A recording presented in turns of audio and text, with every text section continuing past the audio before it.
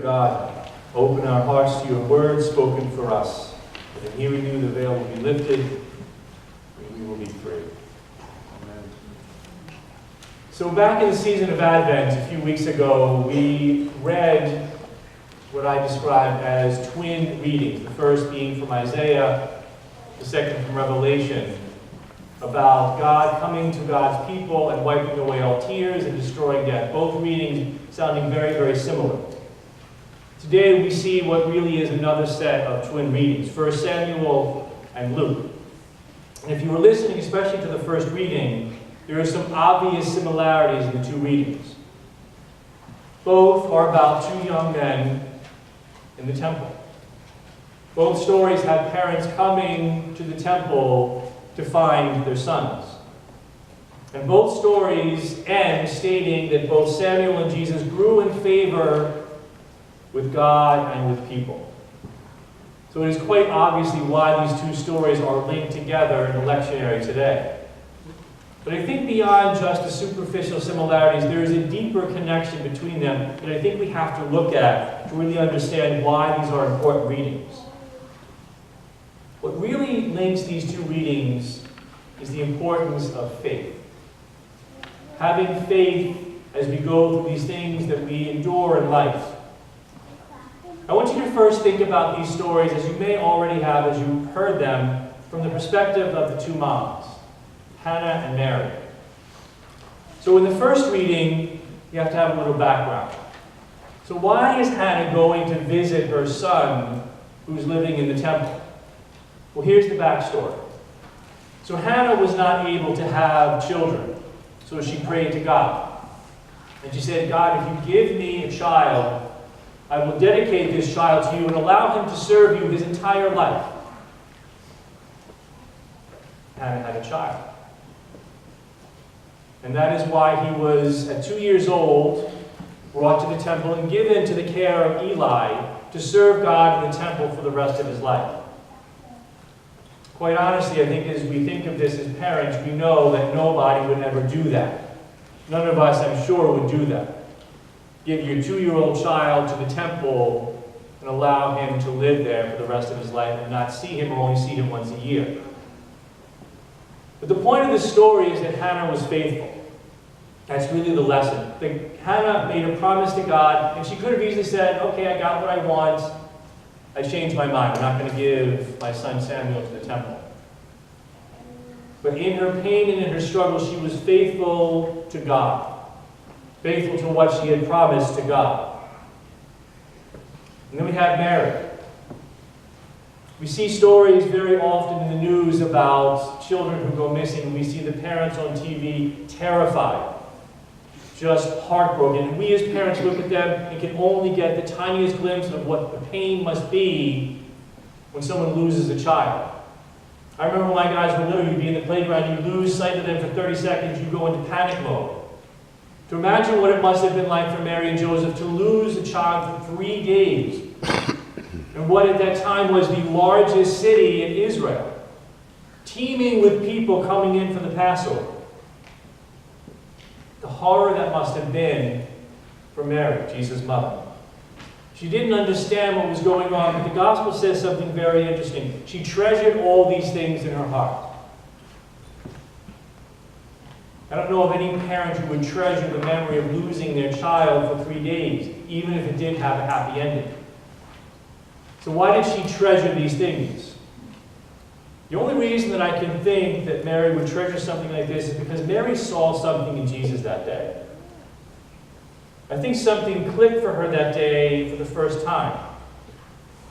I think the message of the angel, the visit of the shepherds, and their witness to what they had seen, the prophecy of Simeon, and Jesus' circumcision, all came rushing back, and she began to have, in the middle of her pain, faith that God's plan was finally happening. And of course, we have Jesus. Now remember, Jesus is Jesus, but in this story, Jesus is still just a 12-year-old boy with all the needs and frailties of any 12-year-old child. For him to remain back and to follow what he obviously saw as God's will must have taken tremendous faith and trust. The gospel doesn't tell us why Jesus stayed back there. And I'm sure he must have asked himself over those 3 days, am I doing what's right? He must have understood what his parents were going through and said to himself, am I dishonoring my mother and father? Could God really want this? But these are stories of faith. Hannah gave her faith to God that she would have children, and she did. And she remained faithful to God. Mary gave her faith to God, I'm sure, during that time in Jerusalem, praying nonstop as any parent would. And after 3 days, Jesus was found. Jesus put his trust in his Father, doing what would be so unnatural for any 12-year-old to really do. Probably wondering when or if he would see his parents again. But he trusted that if he followed God's will, all would be well. I think this is the message from all of these people in the readings today. If we follow God and hold on in faith in the midst of the storm, in the midst of fear and pain, in the midst of times when it feels like our world is just falling apart around us and there is nothing that we can do to pull it back together, that we just have to hold on and wait out the storm. That if we follow God and keep our eyes on God, then what is lost will always be found again.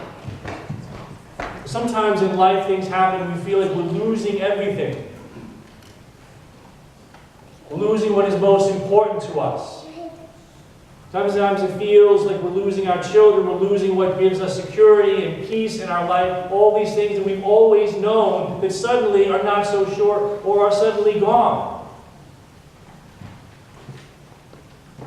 And all the things that gave us peace and stability are suddenly not so certain. And we have to figure out how to make sense of it. The readings today are saying when this happens. I don't say if, I say when, because in time it will happen to all of us. Keep your focus on God. Trust that God is in the midst of that storm, and somehow in God's time, all will be well. All is well. See, faith is the understanding of the irresistible call of a child to her parent, to come in the middle of the night when they are terrified. I'm sure we've all had that experience as parents. To a child, it probably seems like forever until that cry and that call is responded to. Forever before the parent hears and gets up and comes into the room to comfort them. But we know as parents the question is not if, but when. Hannah had faith and her prayers were answered. Mary had faith in the middle of her panic and her pain, and her prayers were answered. Jesus the same. On this Sunday, we are still in the afterglow of Christmas. Christmas decorations are still up. For those of us who have kids, I'm sure there are boxes and pieces of wrapping paper everywhere. We are still in the celebration and the joy of remembering the love of God who could not love us from a distance, who had to be face to face with us. And that's really it, my sisters and brothers. Love is at the heart of faith. You see, if you believe in Christmas and what Christmas really is about, then faith automatically follows. If God really loves us so much that Christmas happened, then God would never, ever drop you on your head, especially when you needed God the most. God would never leave us in the middle of this mess or any mess that life brings us. God doesn't do that.